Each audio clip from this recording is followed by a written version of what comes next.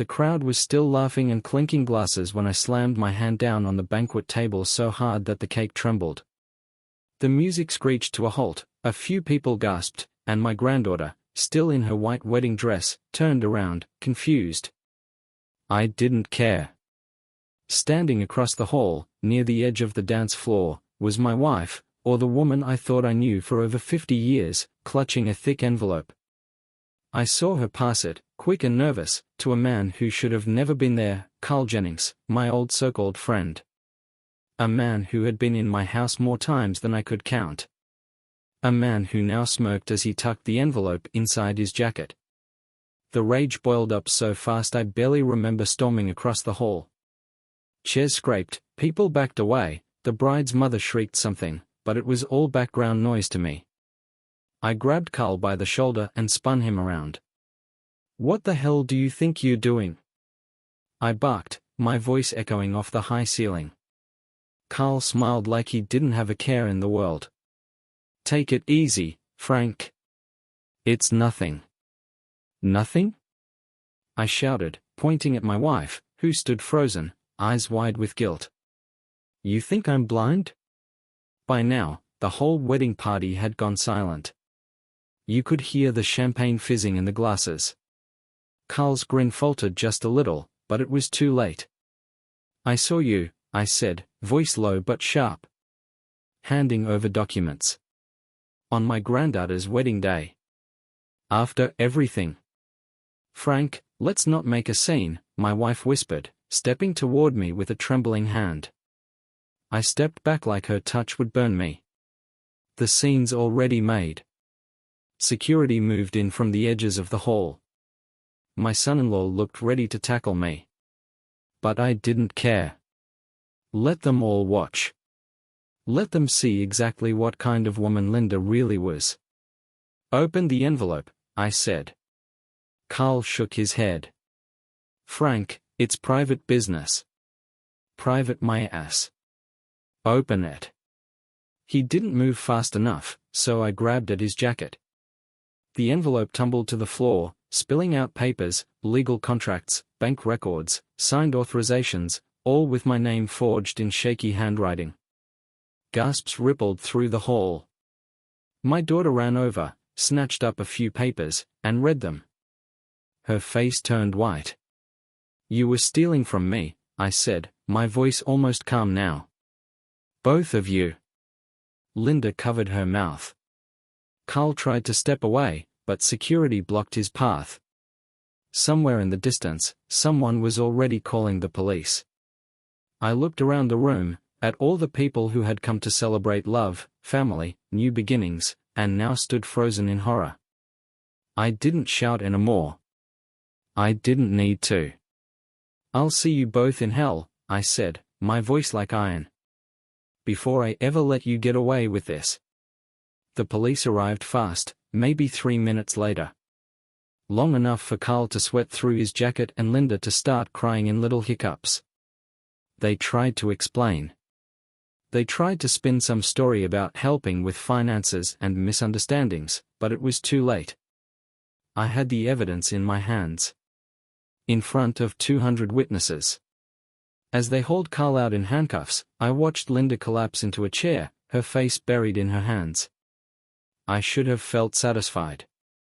But all I felt was a cold, hollow rage settling deep inside me. This wasn't the end. It was just the beginning. I sat behind the wheel of my old Chevy truck, hands gripping the cracked leather of the steering wheel, staring at the dark empty road ahead. The wedding was over. Not officially, but after the spectacle I caused, there wasn't much left to celebrate. People scattered like leaves in a storm. I didn't apologize. I didn't explain. I just walked out, leaving Linda sobbing into her daughter's arms and Carl already stuffed into the back of a squad car. The truck cab smelled like old leather, sweat, and the faint scent of tobacco from cigars I hadn't smoked in years. It was a comforting stink, like an old friend, and it steadied me. 52 years of marriage. 52 years of building a life, raising children, fighting through good times and bad. Gone. Not because of death or illness, like you brace for at this age. No, because of betrayal. Rotten, deliberate betrayal. I squeezed the wheel harder. The skin on my knuckles turned pale from the pressure. I wasn't going to cry. Not for them. Not for what they did. My father raised me to believe that a man doesn't weep over what he lost, he rebuilds, brick by brick, until he's standing taller than before. That thought burned in my chest now, hotter than any anger. They tried to rob me. They thought I was old. Weak. An easy target. They forgot who they were dealing with. The truck rumbled to life with a cough of the engine. I pulled onto the highway, headlights cutting through the early evening mist. I didn't head home. Home wasn't home anymore. Instead, I drove to Eddie's bar, a place where the beer was cheap, the jukebox was older than me, and nobody asked questions unless they wanted a black eye. When I walked in, heads turned. Some people recognized me from the wedding earlier. Whispers floated around the room like smoke. I didn't care. I took a stool at the bar and nodded at Eddie, a barrel-chested man with a gut that hung over his belt and a face carved out of granite. Whiskey. Straight. He poured without a word. I downed the first glass in one burning swallow and motioned for another. Only then, after the second glass warmed my chest and dulled the edges of the rage clawing inside me, did I pull out my phone. I had work to do. First, I needed to know everything. Every detail. Every dirty secret Carl and Linda had been hiding from me. It wasn't enough to catch them stealing. I wanted to understand how deep the rot went. I opened my contacts and found the name I hadn't called in nearly 15 years, Matt Decker. Matt used to be a private investigator. Now he was semi-retired, spending most of his days fishing and playing cards down at the Legion Hall. But if there was anyone who could dig up dirt faster than a bloodhound, it was Matt. I hit call. 2 rings. Frank, came the gruff voice on the other end. It's been a long time. Too long, I said. Listen, I need a favor. There was a pause. Then, who do I need to bury? I almost smiled. Matt knew me too well. Carl Jennings. And my wife. Another pause, heavier this time. Tell me everything. I spent the next 15 minutes laying it out, the wedding, the documents, the arrest. Matt listened without interrupting, just the occasional grunt of understanding. When I finished, he let out a low whistle. They played you good, he said. Makes my blood boil just hearing it. Mine too, I said, my voice rough. What do you want me to find? Everything. How long they've been working together. What they've been planning. If there's more. If others are involved. Matt grunted again. I'll get started tonight, he said. Might take a few days. But I'll find what you need. I'll pay you whatever it costs. You know that's not why I'm doing it. I closed my eyes for a second, feeling the old loyalty between us like a worn but unbroken rope. Thanks, Matt. We hung up. I sat there for a while, nursing my third whiskey, staring at nothing. The jukebox warbled some old country song about lost love and broken dreams. Appropriate. Linda. 52 years. And she threw it away for greed. For Carl. Was it about money? Was it about excitement? Or had she just stopped loving me somewhere along the way and never had the guts to tell me? Maybe I'd never know. Maybe it didn't matter anymore. What mattered was that they had tried to destroy me. And I wasn't going to sit quietly and let it happen. I pulled out a napkin and borrowed Eddie's pen from the bar. On the back of the napkin, I started writing. A list. Names of people I could trust. Old friends. Business contacts. Lawyers who owed me favors. Even the sheriff, who used to drink with me back in the day. If I was going to take down Linda and Carl, I couldn't just react. I had to plan. Every move deliberate. Every step unavoidable. I wasn't fighting a battle. I was starting a war. And by the time I was done, they'd wish they had never laid eyes on me. The next morning, I woke up in the truck, stiff and sore. The sun was just peeking over the horizon, painting the sky in deep oranges and purples. I rubbed my face, feeling every one of my 74 years. But there was no time to sit around feeling sorry for myself. I had a war to fight. I headed to the only place where I could think clearly, my old workshop, out behind the house I built with my own hands 50 years ago. It was a simple place, wooden walls, rusty tools hanging from the beams, the smell of sawdust and oil lingering in the air. This was where I had fixed engines, built furniture, repaired fences. This was where problems got solved. I unlocked the door and stepped inside. It felt like stepping into a different life. I cleared a workbench and spread out the documents Matt had emailed me overnight. He had worked fast, digging into Carl's background, Linda's secret bank accounts, hidden business dealings. I went through the papers slowly, methodically, like I used to field strip rifles back in the army. Carl wasn't just stealing from me. He had been stealing from half the town for years, shady land deals, fake investments, setting up shell companies and draining them dry. He was good at covering his tracks, but not good enough for Matt. Linda's betrayal was worse. She hadn't just helped Carl. She had opened doors for him. Introduced him to people. Vouched for him. Lied for him. It wasn't a mistake. It wasn't a moment of weakness. It was a choice. Repeated, deliberate, for years. I felt the anger rise up again, but I forced it down. Anger was fuel. I needed to burn it slow. I spent the next few hours mapping it all out. Carl's shell companies. Linda's secret accounts. The false contracts. The forged signatures. By noon, I had a full plan.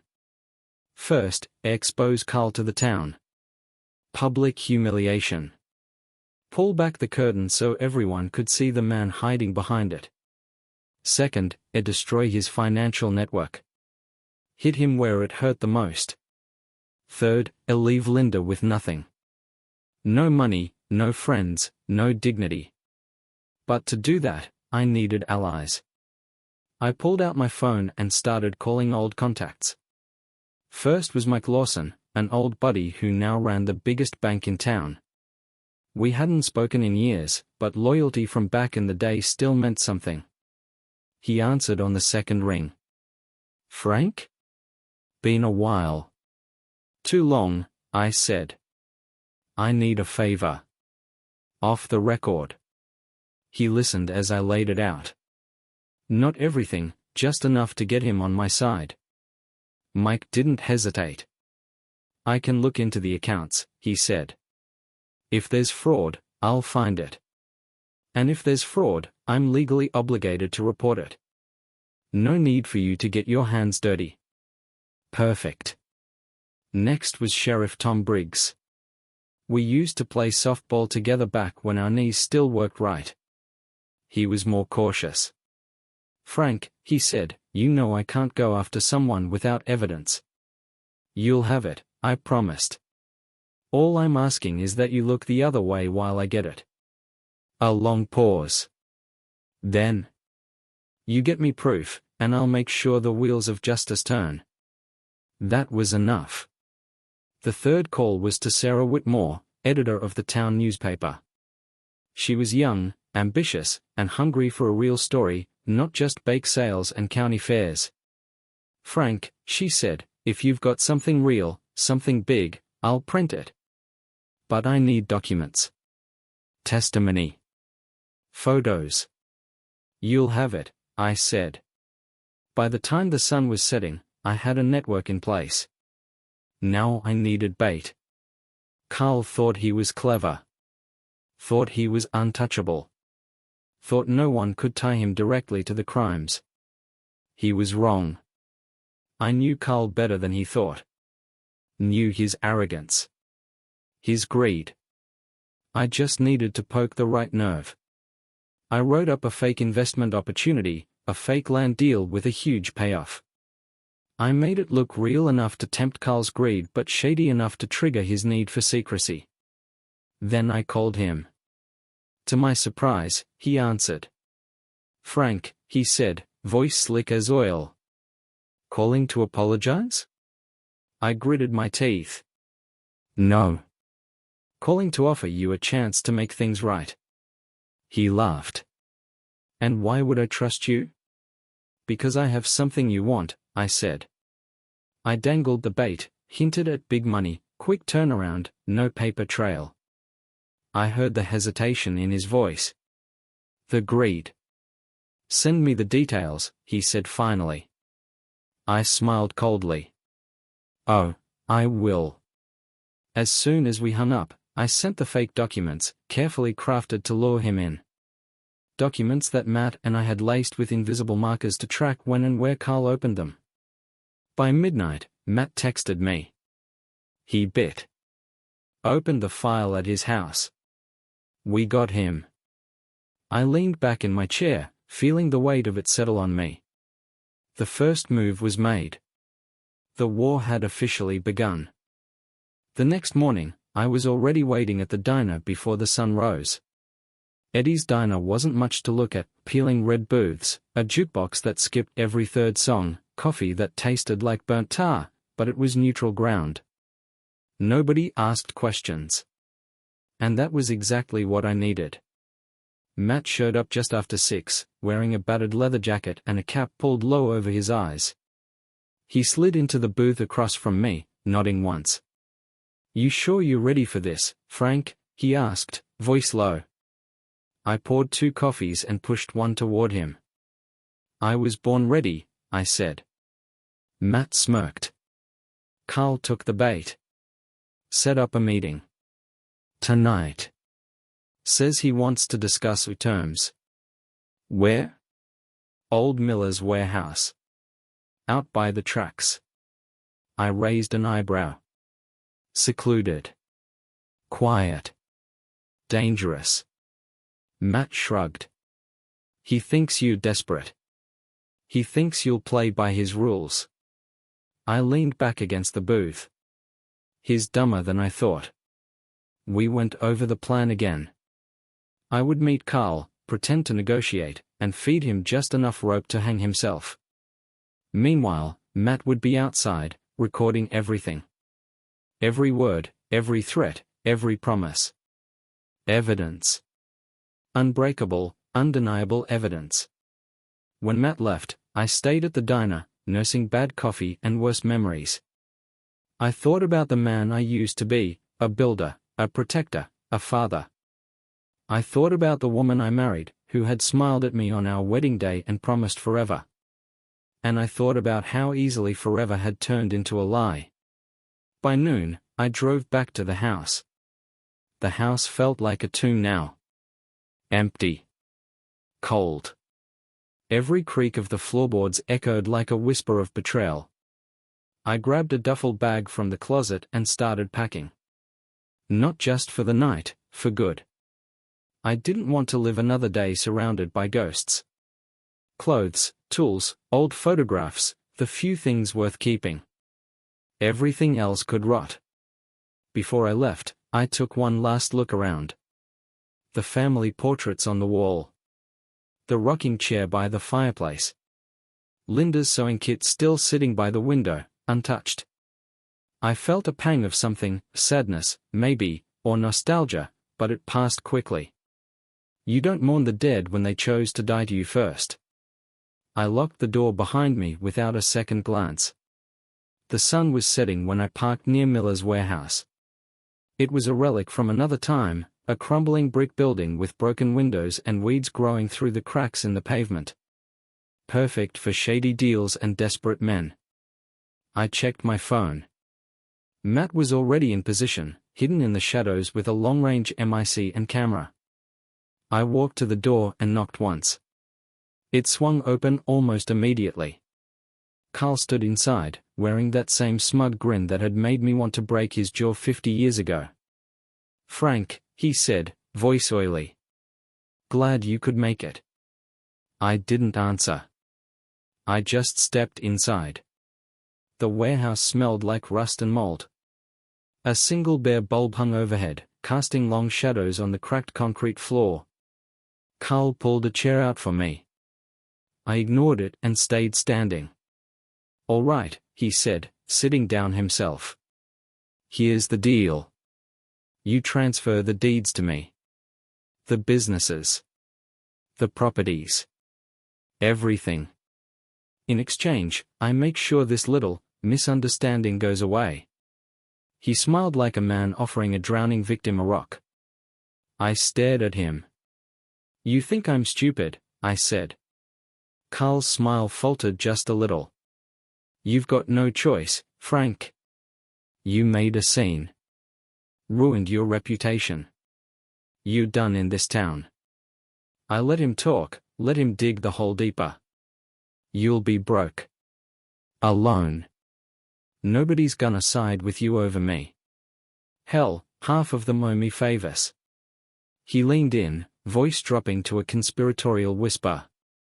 "But if you play ball, if you sign everything over quietly, maybe I'll let you keep your pension.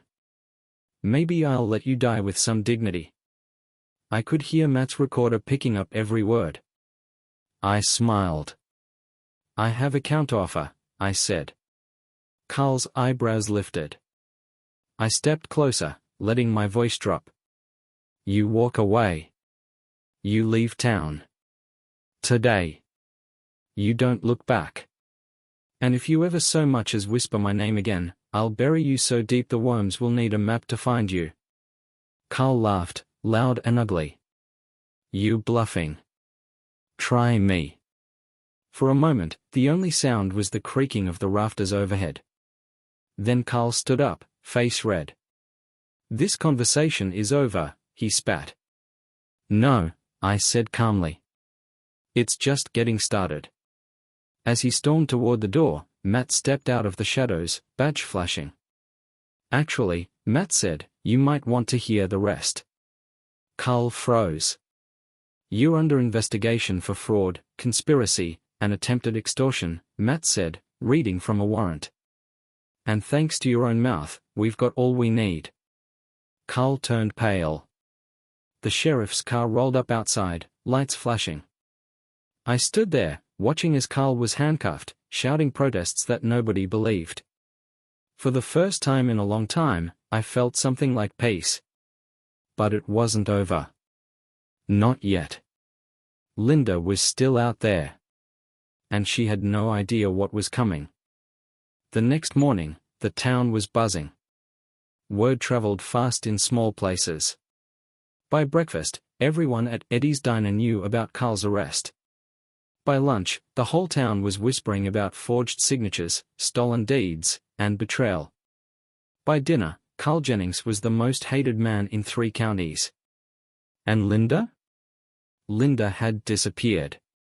No one had seen her since the wedding.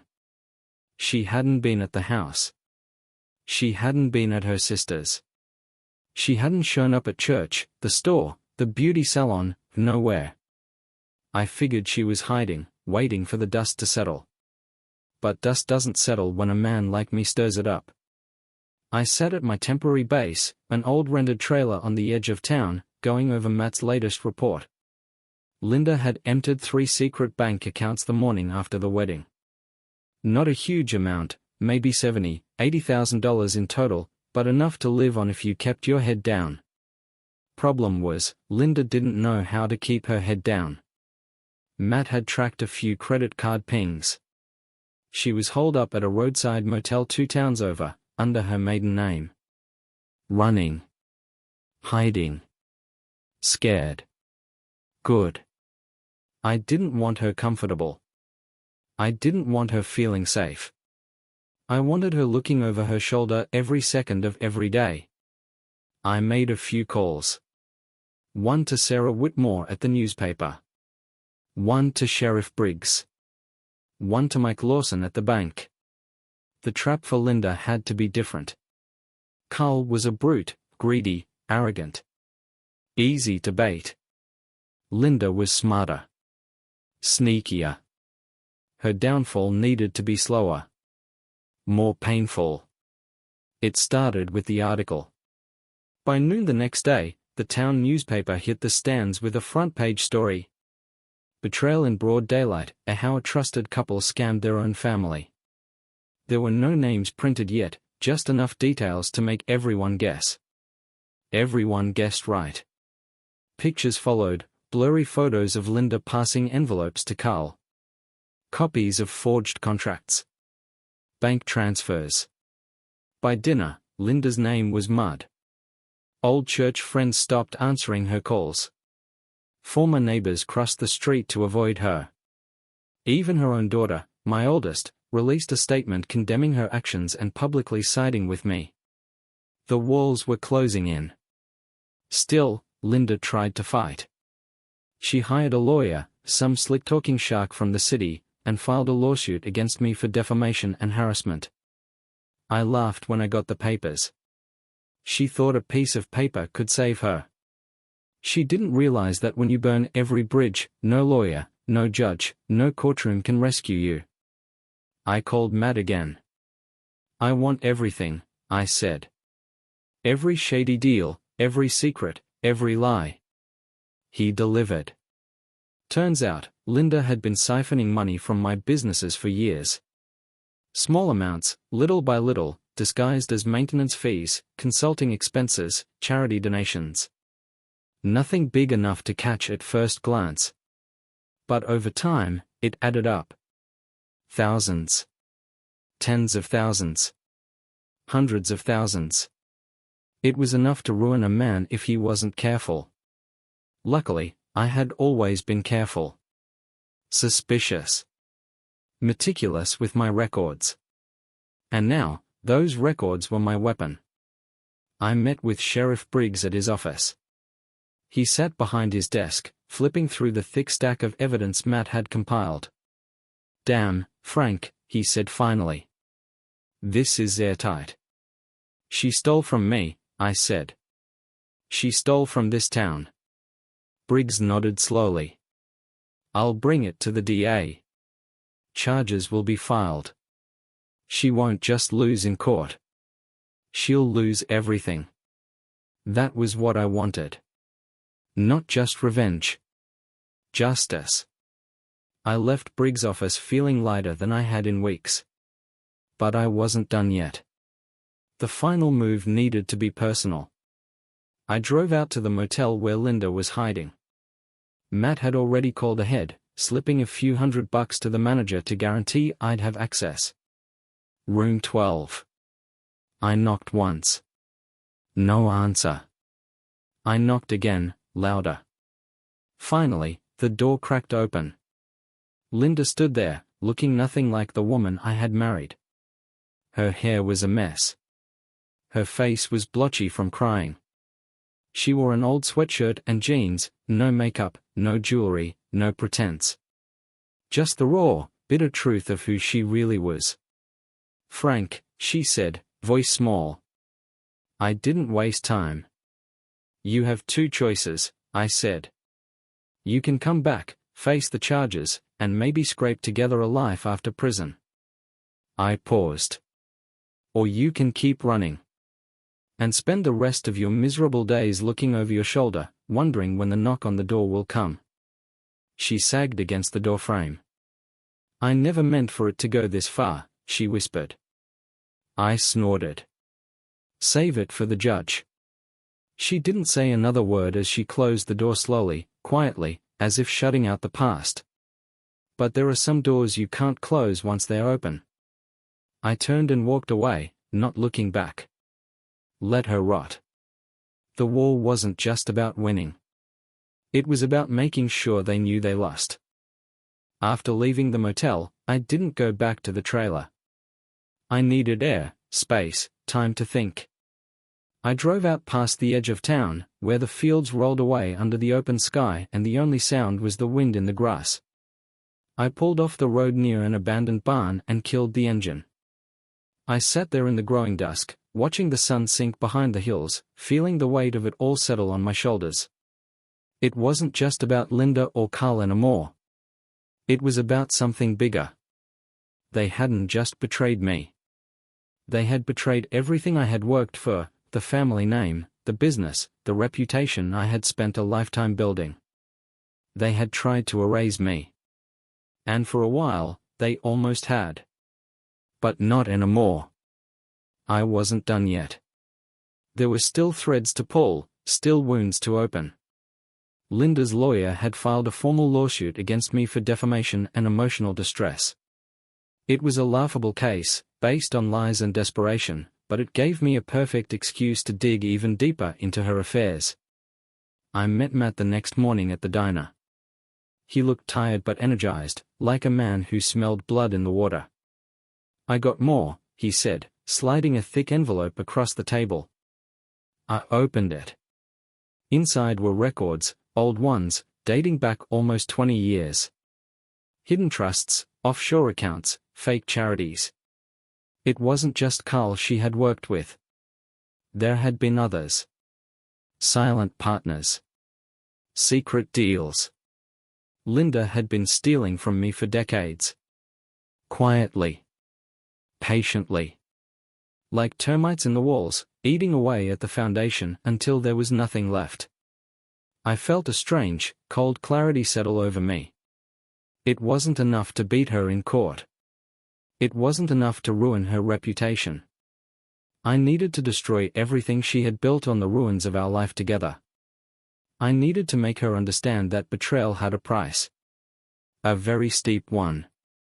I called Sarah at the newspaper. "I have more," I told her. Bigger than before. By the afternoon edition, the newspaper carried a new headline. "Decades of deceit are the hidden schemes behind the fall of a once-respected family." This time, the article named names. Linda's. Carl's. Others.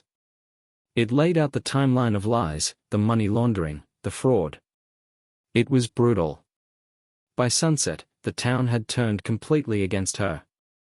Old friends crossed her off their Christmas card lists. Charities she had once donated to returned her checks. She became a ghost, a pariah. And still, it wasn't enough. The real hammer came from the DA's office. Based on the evidence Matt and I had gathered, formal charges were filed against Linda, a grand larceny, conspiracy to commit fraud, embezzlement. It wasn't just civil court anymore. It was criminal. She faced real prison time.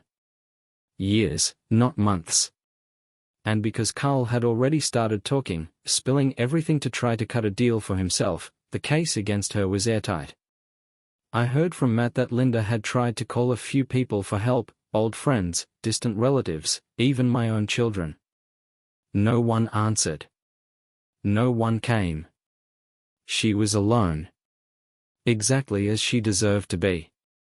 The night after the charges were filed, I sat on the porch of my rented trailer, a cold beer in hand, watching the stars come out. For the first time in a long time, I felt still. Not happy. Not sad. Just still. The war wasn't completely over. There would still be hearings, trials, more dirt dragged into the light. But the main battles were won. I had my name back. I had my dignity back. And most importantly, I had my self-respect.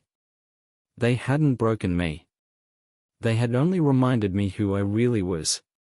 The kind of man who doesn't stay down. The kind of man who, when betrayed, doesn't just survive. He rebuilds. Stronger. Smarter. Harder. I finished my beer and stood up, stretching stiff muscles. Tomorrow would bring a new fight. But tonight, for the first time in a long time, I slept soundly. And somewhere in a cheap motel room, Linda lay awake, staring at the ceiling, knowing the walls were closing in. Knowing the knock on the door could come at any time. Knowing she had lost. And that made all the difference. A week later, I found myself sitting in the courtroom, watching Linda from across the aisle. She looked smaller than I remembered, not just physically, but in spirit. Her shoulders were hunched, her hands wringing in her lap, her eyes darting around like a trapped animal. I sat straight-backed and calm. I wasn't here for revenge anymore. I was here for justice.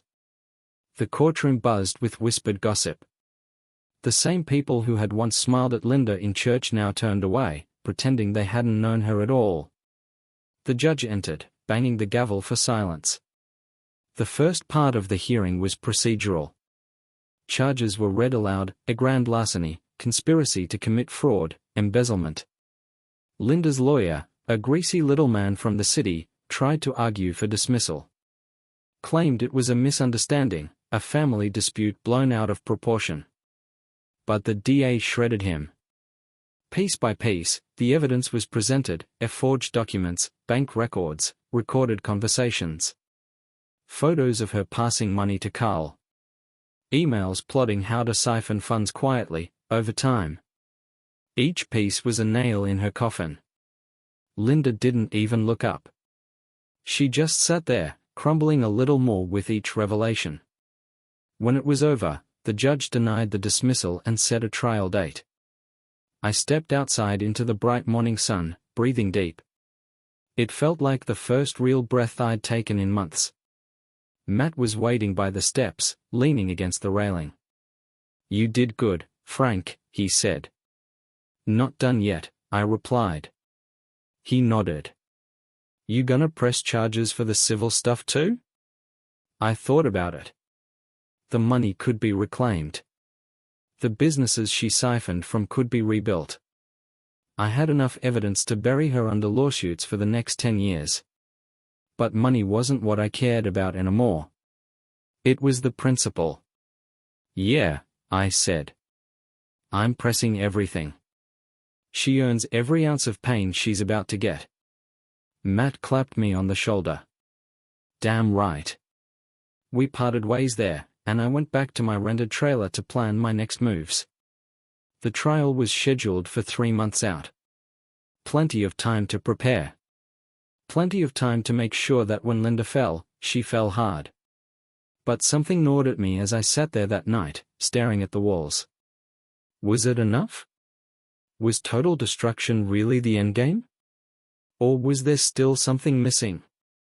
I thought back to the years we spent together. Not the betrayal, but the beginnings. The good times. The laughter. The promises. The dreams we once shared. It was hard to remember them clearly now, buried under so much ash and ruin. But they had been real, once. And that made her betrayal all the worse. She hadn't just stolen money. She had stolen a lifetime. I wasn't angry anymore. I was something colder. Sharper. Determined. I wasn't just going to destroy Linda financially or legally. I was going to erase her legacy completely. Make her name synonymous with disgrace. No charity would want her donations. No business would hire her. No friend would stand beside her. She would live out her days a hollow shell, surrounded by the ruins she had made. I got up early the next morning and drove into town. Sarah Whitmore met me at the newspaper office, her eyes bright with curiosity. "You've got more?" she asked. I nodded. "I want a full exposé. Everything. From the beginning." She leaned in. "Names, dates, details?" "Everything." Sarah grinned. "This'll make my career," she said.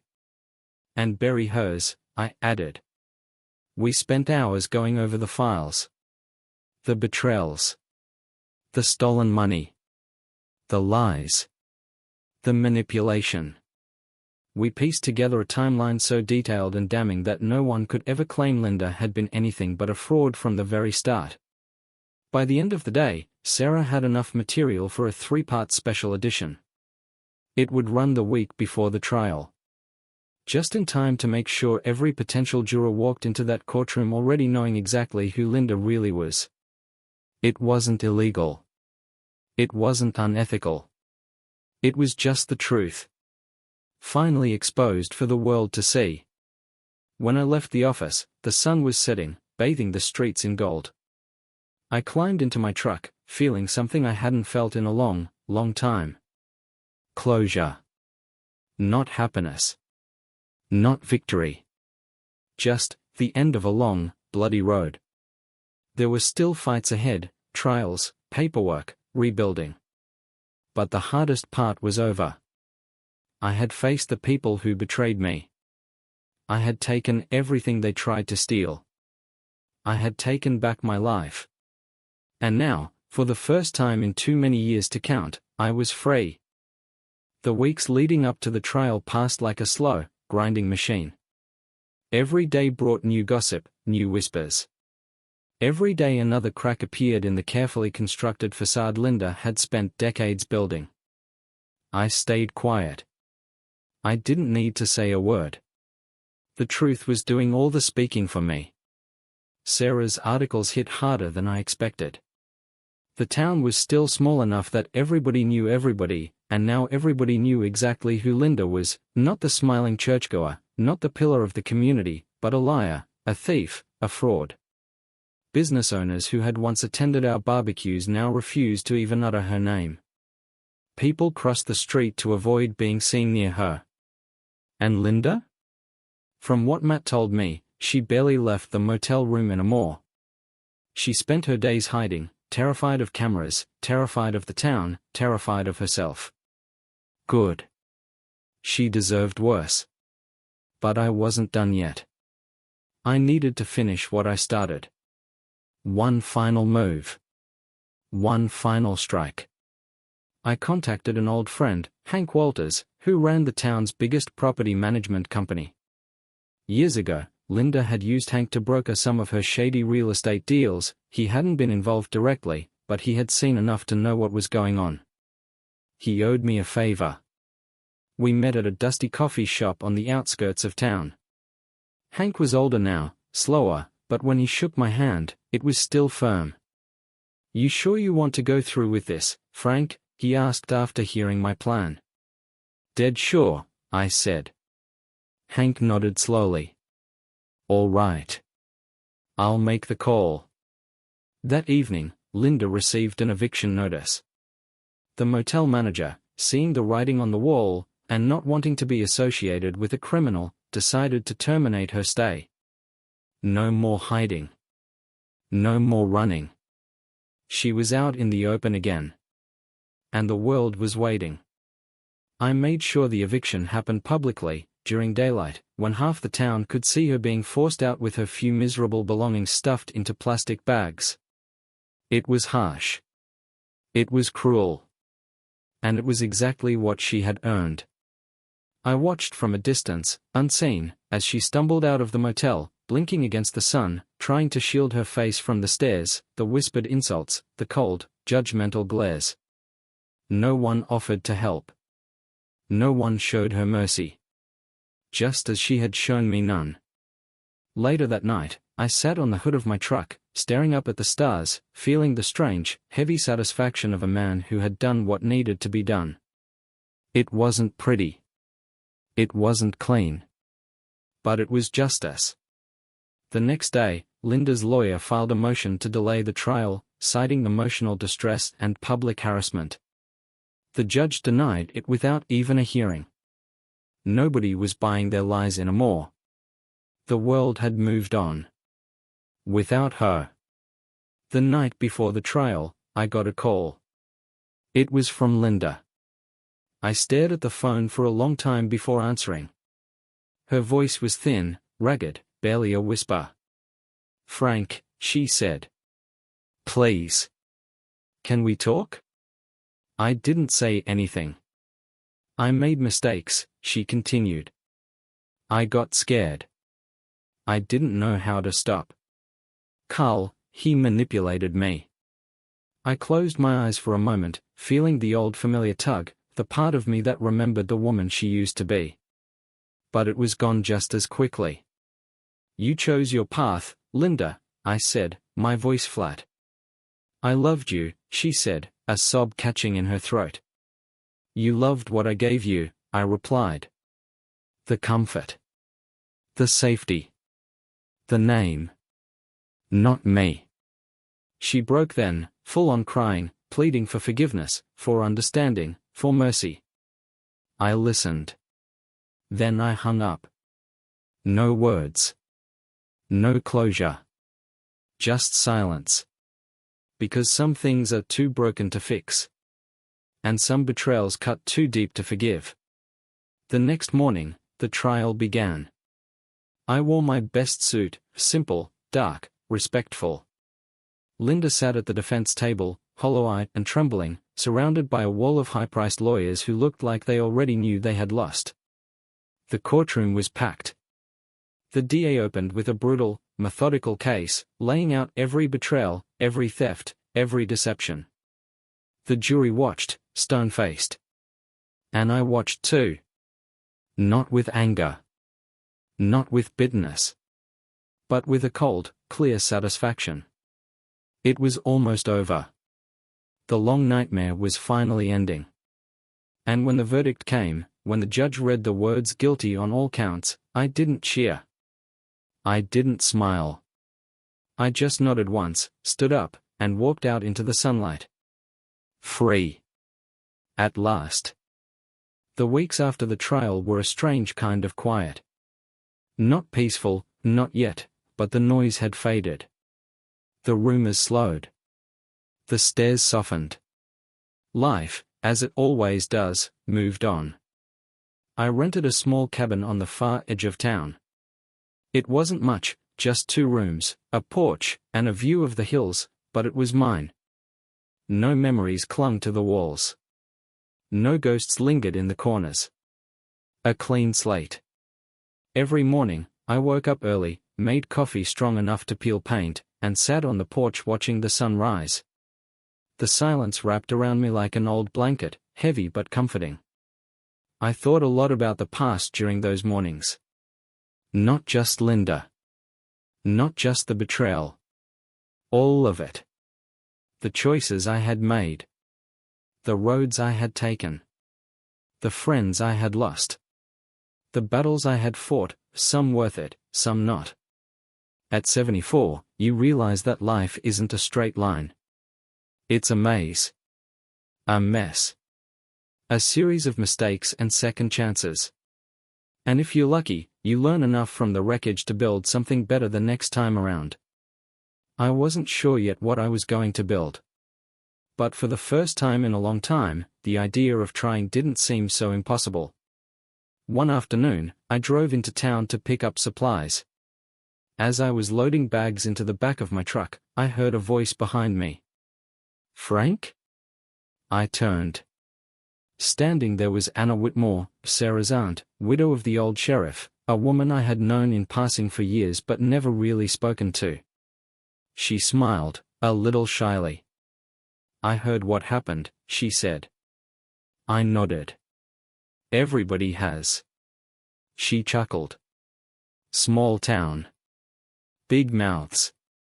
I smiled back, surprised at how easy it felt. How are you holding up? She asked. One day at a time, I said. She hesitated, then stepped closer. If you ever want company, coffee, maybe, I make a mean pie. I looked at her for a long moment. Not with the eyes of a wounded man, or a bitter one. But with the eyes of someone who had survived the storm and was finally seeing clear skies again. I'd like that, I said. We made plans for Sunday afternoon. Nothing serious. Just coffee. Just pie. Just a beginning. That night, sitting on the porch with the stars wheeling overhead, I thought about how strange life was. How it tears you apart, beats you down, strips you to the bone, and still, somehow, leaves enough of you alive to hope again. Not the same kind of hope I had as a young man. Not the wild, blind kind. Something steadier. Something earned. The next morning, I got a call from Mike Lawson at the bank. He had good news. Thanks to the evidence gathered during the trial, a judge had ruled that Linda's stolen assets, the properties, the funds, the businesses, would be returned to me. Not all of it. Some was gone, lost forever. But enough. Enough to rebuild. Enough to start again. I thanked him and hung up, feeling a weight lift off my chest I didn't even know I was still carrying. The world wasn't handing me a second chance. I had taken it. Earned it. Fought for it. Sunday came, and I drove to Anna's place, a little white house with flowerbeds out front and a worn porch swing. She greeted me at the door with a smile and a pie that smelled like heaven. We sat at the kitchen table, drinking coffee, talking about everything and nothing. No pressure. No expectations. Just two people who had seen enough of life to know how rare and precious simple moments could be. As the afternoon stretched into evening, I realized something. The past was over. The pain was real, and it would always be a part of me. But it didn't own me anymore. I had survived the betrayal. I had survived the war. And now, maybe, I was ready to live again. Not as the man I used to be, but as the man I had become. Older. Wiser. Stronger. Free. When I left Anna's that night, the stars were out again, bright and endless. I climbed into my truck, rolled down the windows, and drove slow, letting the cool night air wash over me. And for the first time in a long, long time, I smiled. A real smile. The kind that starts deep down and works its way out. Because sometimes life knocks you flat. Sometimes it steals everything you thought mattered. But if you're lucky, and stubborn enough to fight for it, sometimes, just sometimes, you get to stand back up. And when you do, you're stronger than you ever were before. The first few months after the trial felt like a slow thaw. The bitterness that had wrapped around my chest like iron bands loosened little by little. The anger didn't disappear, anger never really does, but it softened into something quieter. Something manageable. Some mornings, I still woke up thinking about everything that had been taken from me. The trust. The years. The dreams. But most mornings, I woke up thinking about what I still had.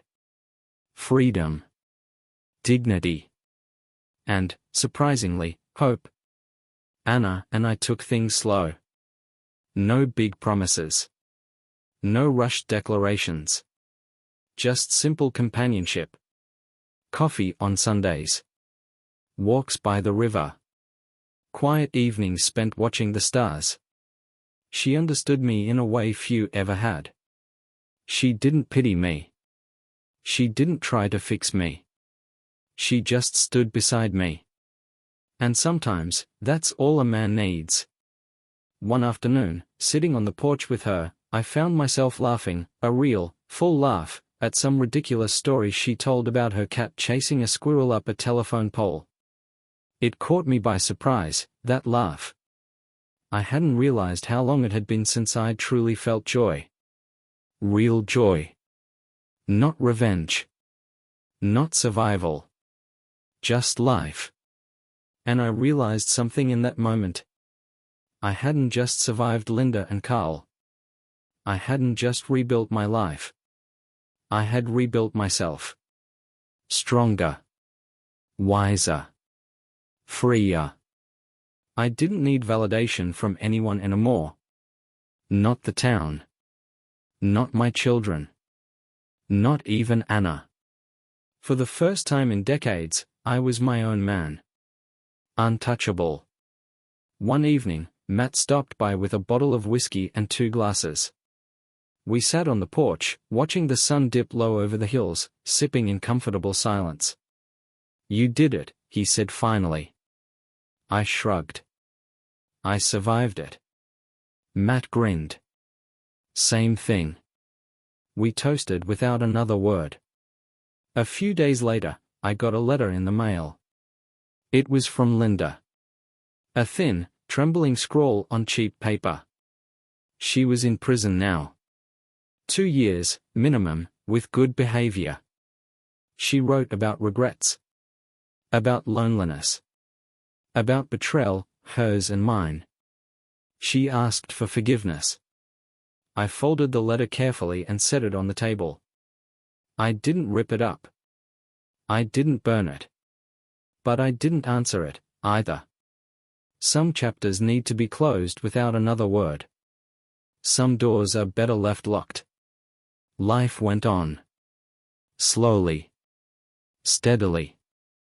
Better.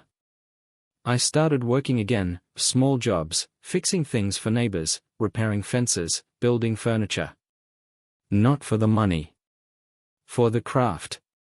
For the satisfaction of creating something honest with my own 2 hands. Word spread fast. Before long, I had more work than I could handle. But I didn't take every job. I chose. I decided who and what was worth my time. That was the real freedom. Choice. Control. Anna was there through it all, steady, warm, patient.